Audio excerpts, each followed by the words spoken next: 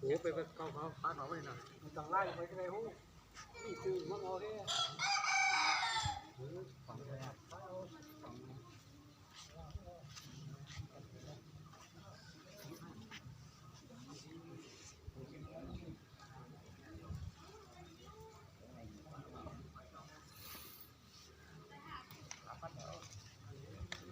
ว้าวทำแล้ว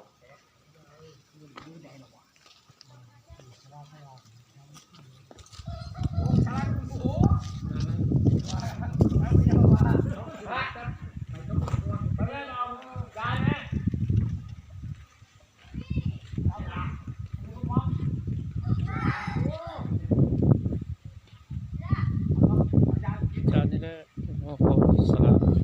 ไปแล้วตั้งแล้วก็เอาไว้ไปงานเทียซื้อคำแล้วก็แล้ว